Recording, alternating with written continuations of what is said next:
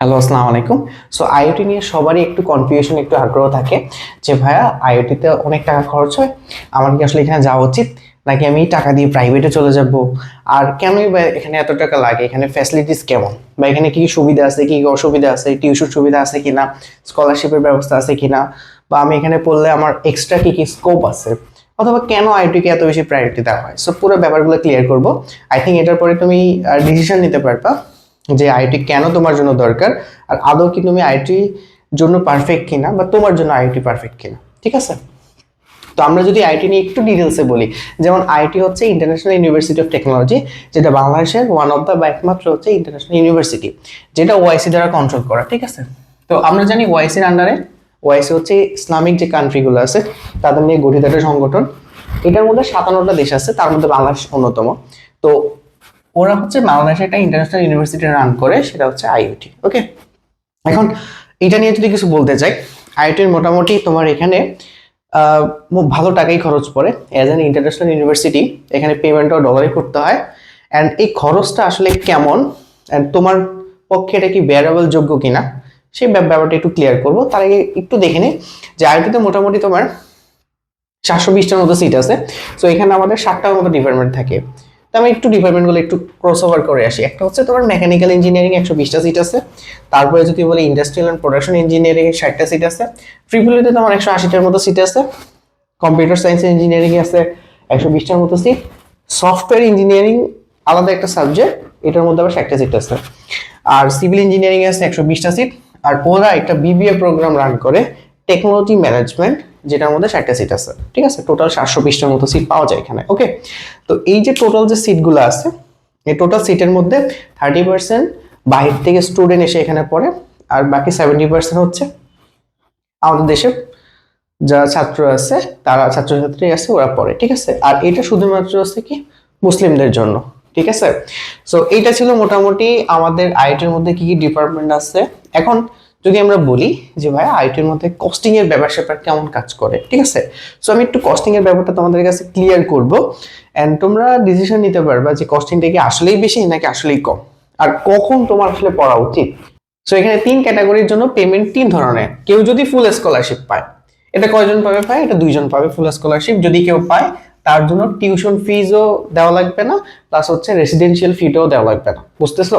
তার মানে ও হচ্ছে রেসিডেন্সিয়াল, ওইখানে থাকবে। ঠিক আছে? যদি ওইখানে থাকে, কোনো ফিস দেওয়া লাগবে না, কোনো টিউশন ফিসও দেওয়া লাগবে না। এটা কয়জন পাবে? টপ 2জন। ঠিক আছে? মানে যেই 2জন সবার আগে ভর্তি হবে, বা মেরিটের দিকে যেই 2জন সবার আগে ভর্তি হবে, বা মেরিটের দিক থেকে আগে। ঠিক আছে?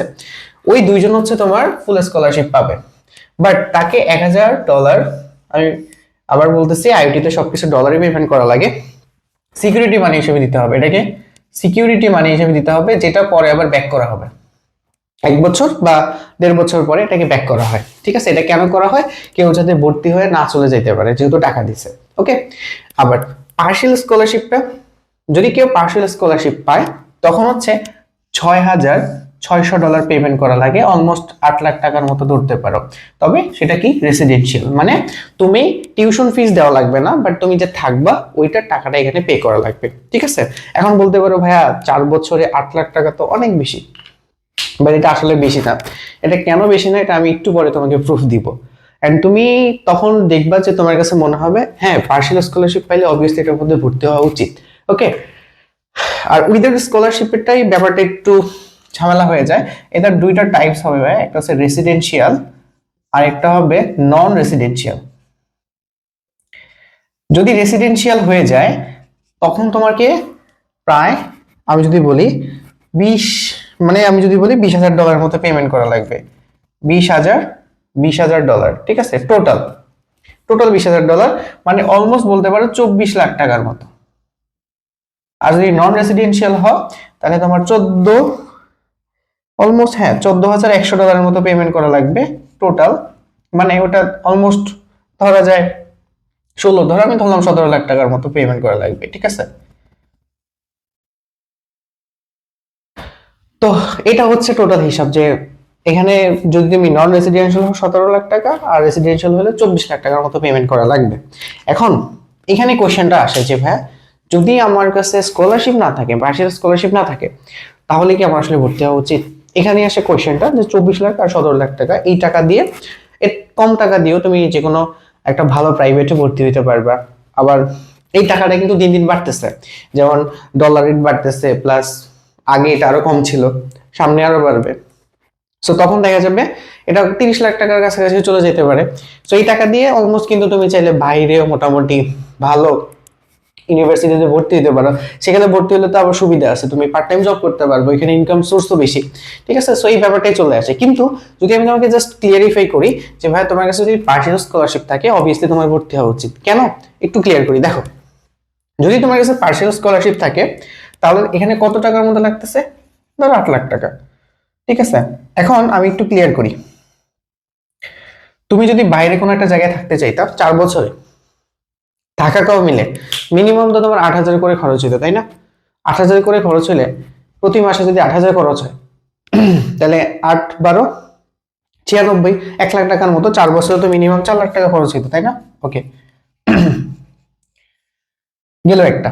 2 নাম্বার, আইআইটিতে খুবই ভালো একটা ইয়ে আছে, সেটা হলো স্টুডেন্ট অ্যালাউন্স দেওয়া হয়। খুবই এটা এটা একটু মনে রাখবে, স্টুডেন্ট অ্যালাউন্স দেওয়া হয় এখানে। এইটা দিয়ে অনেকটা তোমার কভার হয়ে যাবে, প্রত্যেক স্টুডেন্টকে দেওয়া হয়। এটা $50 এরকম বা $55 এরকম দেখছি, এত ডলারের মতো হচ্ছে স্টুডেন্ট প্রতি মান্থলি দেওয়া হয়। তার মানে এটা অলমোস্ট 6,000 টাকার মতো বা এর থেকেও বেশি, ডলারের সাথে অ্যাডজাস্ট হয়। প্রতি মাসে যদি 6,000 টাকা করে তোমার পেমেন্ট করে, তাহলে 12 মাসে কত হয়? 12 মাসে তোমার হইতেছে 6 × 72, মানে 70 ধরো, 4 বছরে কত হবে? অলমোস্ট 2,90,000 টাকার মতো, ঠিক আছে। 2 লাখ এত লাখ টাকা, অলমোস্ট 3 লাখ টাকায় কিন্তু তোমাকে ব্যাক করে দিচ্ছে। তাহলে দেখো আর বাকি থাকে কত? এখানে কিন্তু তোমার প্রায় মানে কত 7 লাখ টাকার মতো এখানে কভার হয়ে যাচ্ছে, আর 1 লাখ টাকা একটা গ্যাপ আছে। এখন ওইখানে যখন তুমি থাকবা রেসিডেন্সিয়ালে, তখন তোমার দেখা গেছে যে তোমার বিছনাদারি, তারপরে জামা কাপড় ধোয়া, এগুলো পেশাই নেওয়া লাগবে না। তারপর রান্না বাড়া, তারপরে বাইরে থাকলে যেমন তোমার ধরো খালার জন্য ওয়েট করা লাগতো, বা রান্নাবাড়ির জন্য ওয়েট করা লাগতো, নিজের রান্নাবাড়ি করা লাগতো, এই সব ঝামেলা এখানে কিন্তু নাই। সো এটা বলতে পারো যে তোমার বাইরের খরচটাই মোটামুটি এখানে কিন্তু কাভার আপ হয়ে যাচ্ছে, ঠিক আছে। এন্ড আরেকটা বিষয় কিন্তু একটু ক্লিয়ার করি, যেমন তুমি বাইরে থাকলে যে খাবারটা খাইতা, যেমন ওদের খাবারগুলো খুবই ভালো লেভেলের হয়, যেমন মাছ মাংস মোটামুটি প্রত্যেক বেলাতেই থাকে, ঠিক ঠিক আছে। যেহেতু ওরা হচ্ছে ইন্টারন্যাশনাল ইউনিভার্সিটি, ওরা কিন্তু একটা স্ট্যান্ডার্ড মেনটেন করে থাকে। সো সেই সব যদি আমরা করি ভাই, যে যদি পার্সিয়াল স্কলারশিপ কারো কাছে থাকে, এনিওয়ান, তুমি আইটিতে ট্রাই করতে পারো, এটা would be your better option, ঠিক আছে। এটা ছিল এখানে টাকা পয়সার ব্যাপার স্যাপার। এগুলো নিয়ে যদি আরো কনফিউশন থাকে অবভিয়াসলি আমাকে জানাবো, আমি একটু ক্লিয়ার করে দিব। আই থিঙ্ক তোমরা বুঝে গেছো যে কি পরিমাণ টাকা পয়সা লাগবে। এখন কেউ কোয়েশ্চেন করতে পারো, বাট উইদাউট স্কলারশিপে কি আমার এখানে ভর্তি হওয়া উচিত? যেখানে প্রায় রেসিডেন্সিয়াল হলে 24 লাখ টাকা, নন রেসিডেন্সিয়াল হলে 17 লাখ টাকা খরচ হয়, ঠিক আছে। এটা তোমার দেখা গেছে অনেক কিছুর উপর ডিপেন্ড করতেছে। এটা ডিসিশন নেওয়ার জন্য কিছু অ্যাডভান্টেজ আর ডিসঅ্যাডভান্টেজের কথা বলি, হ্যাঁ, তাহলে তুমি ডিসিশন নিতে পারবা। তবে অবভিয়াসলি হ্যাঁ, তোমার কাছে যদি টাকা থাকে তুমি এটা ট্রাই করতে পারো, উইথ স্কলারশিপে আইডিতে পড়তে পারো, অনেকেই তো পড়ে, যদি টাকার প্রবলেম না থাকে, ঠিক আছে। বাট এটার থেকে বের হয়ে অন্য অপশন নিলেও এটা তোমার জন্য বেটার অপশন হবে, আবার এটাও বেটার অপশন হবে। এখন আমি কিছু মেরিটস আর ডিমেরিটস এর কথা বলবো। তো আই থিঙ্ক তুমি ডিসিশন নিতে পারবা যে আসলে কি আমার এখানে এত টাকা দিয়ে পড়া উচিত নাকি আসলে পড়া উচিত না। ওকে, এখন কয়েকটা বিষয় ক্লিয়ার করি যে মেরিটস এর কথা যদি বলি, এখানে অ্যাডভান্টেজ কি কি ভাই? আইডির অ্যাডভান্টেজ, সবচেয়ে ভালো অ্যাডভান্টেজ কি জানো? সেটা হচ্ছে এখানে কোনো পলিটিক্স নাই, নো পলিটিক্স। এইটা পলিটিক্স, হ্যাঁ, যখন তোমার ধরো 24-এর আন্দোলনের আগে যখন পলিটিক্সটা অনেক খারাপ লেভেলের ছিল ইউনিভার্সিটিতে, তখন কিন্তু এখানে পলিটিক্সটা ওই লেভেলের ছিল না, ঠিক আছে। আর আইটা যদি বলি যে এখানে কোনো পলিটিক্স নাই, নো ঝামেলা, কোনো ঝামেলা নাই, ঠিক আছে, মানে ক্যাওয়াস কম। যেমন ধরো বাকি যে পাবলিক ইউনিভার্সিটি যেগুলো আছে, যেগুলোর মধ্যে সারাদিনই কোনো আন্দোলন লেগে থাকে, এখানে কম্পারেটিভলি ওইসব ঝামেলা বাদ। আরো কিছু অ্যাডভান্টেজ আছে, যেহেতু এখানে জাস্ট মুসলিমরা পড়ে, সো একটা মুসলিম এনভায়রনমেন্ট এখানে মেনটেন করা হয়। বিশেষ করে মেয়েদের জন্য হচ্ছে সানসেট একটা রুল আছে, মানে হলো যে সন্ধ্যার পরে বা হলের বাইরে না থাকা, মানে হলের মধ্যে থাকতে হবে, এরকম কিছু রুলস আছে এখানে। প্লাস যারা হচ্ছে প্র্যাকটিসিং মুসলিম, যেমন আইটিতে যারা পড়ে অধিকাংশ মোটামুটি প্র্যাকটিসিং মুসলিম হয়, মানে হলো compare to the others university. এটা একটা পজিটিভ দিক। আরেকটা ব্যাপার হচ্ছে যে যেহেতু তুমি ইন্টারন্যাশনাল ইয়ার মধ্যে পড়তেছো, সো দেখা গেছে যে এখান থেকে পড়ে তুমি ওই ওআইসি অনেক কান্ট্রিতে তুমি যাওয়ার একটু পসিবিলিটি থাকে, যদিও অনেকে হয়তো যায় না, অন্যদিকে চলে যায়, ইউএসএ কানাডা আলটিমেটলি ওই দিকে চলে যায়। আরেকটা ব্যাপার আছে, ওদের স্ট্রং অ্যালামনাই আছে, আইআইটিতে স্ট্রং অ্যালামনাই আছে, মোটামুটি ওদেরকে সব দিকেই খুঁজে পাবা, ঠিক আছে, ওদেরকে সব দিকেই মোটামুটি খুঁজে পাবা। সো এটা তোমার জন্য পজিটিভ দিক। আর আইটিতে যারা পড়ে ম্যাক্সিমাম কিন্তু বাইরের দিকে চলে যায়, এটা হলো আইআইটির ক্ষেত্রে পজিটিভ দিক ধরতে পারো। মোটামুটি সবাই কোনো না কোনো ফিল্ডে ভালো করতেছে, কম্পিটিটিভ জায়গা। তো তুমি যদি এরকম একটা এনভায়রনমেন্ট চাও যেখানে একটু কোয়াইট থাকবে, একটু শান্তশিষ্ট থাকবে, পড়াশোনার পরিবেশটা বেটার হওয়ার দরকার হবে, তাহলে IIT would be the better option for you, ঠিক আছে। এখন ভাই আমি যদি ক্লিয়ার করি এটা ডিসঅ্যাডভান্টেজ গুলো কি কি, যেমন আইআইটির ক্ষেত্রে ডিসঅ্যাডভান্টেজ যদি একটু ক্লিয়ার করি, যে অনেকগুলো ডিসঅ্যাডভান্টেজও তোমার রয়েছে। যেমন তার মধ্যে একটা যদি বলি, যে ওরা যেই পরিমাণ পেমেন্টটা নেয় আসলে, বিশেষ করে আমরা যদি পার্সিয়ালের ব্যাপারটা বাদ দিই, কারণ পার্সিয়ালে তো তুমি পেমেন্ট করতেছো না টিউশনের ফির জন্য, তুমি জাস্ট থাকা খাওয়ার জন্য পেমেন্ট করতেছো।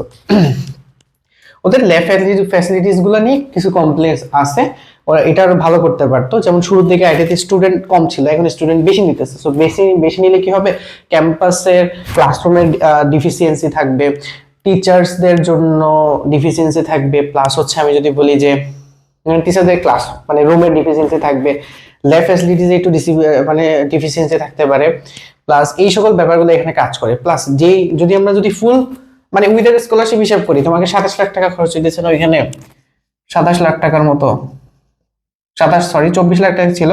আর যদি ধরো যে নন রেসিডেন্সিয়াল, তাহলে 17 লাখ টাকার মতো। এই অনুযায়ী কি তোমাকে আসলে সেই হিসাবে হয়তোবা ফ্যাসিলিটিসটা দিতে পারবে না, যে টাকা তুমি অন্যান্য প্রাইভেট ইউনিভার্সিটিতে যদি খরচ করো সেখানে হয়তোবা তোমাকে বেটার অপরচুনিটি দিতে পারবে, ঠিক আছে। আর আইআইটির ক্যাম্পাসটা অন্য পাবলিক ইউনিভার্সিটি ক্যাম্পাস যেরকম বড় হয় তার থেকে একটু ছোট, ঠিক আছে। আর একটু বললামই যে এখানে স্টুডেন্ট সংখ্যা যেহেতু বাড়ায় দিছে, এই কারণে দেখা যাচ্ছে যে তোমার নর্মালি এই যে মানে ল্যাব ফ্যাসিলিটিস বলো, ক্লাসরুম, এগুলো নিয়ে একটু প্রবলেম হইতেছে। সো এই ব্যাপারগুলো একটু মাথায় রাখা দরকার। এখন কেউ যদি বলে যে ভাইয়া আমার কাছে পার্সিয়াল স্কলারশিপ থাকলে কি করা উচিত, অবভিয়াসলি তুমি এখানে ট্রাই করতে পারো। দেখছো পার্সিয়াল স্কলারশিপ পড়লে তোমার লাভ নাকি আসলে লস, হ্যাঁ। আর যদি উইদাউট স্কলারশিপ হয়, ব্যাপারটা তোমাকে একটু চিন্তা করা দরকার, যে তোমার কাছে যদি আদার্স অপরচুনিটি থাকে তুমি দেখতে পারো। এক্ষেত্রে তুমি কিছু জিনিস চুজ করবা, তোমার কাছে কয়টা অপশন আছে।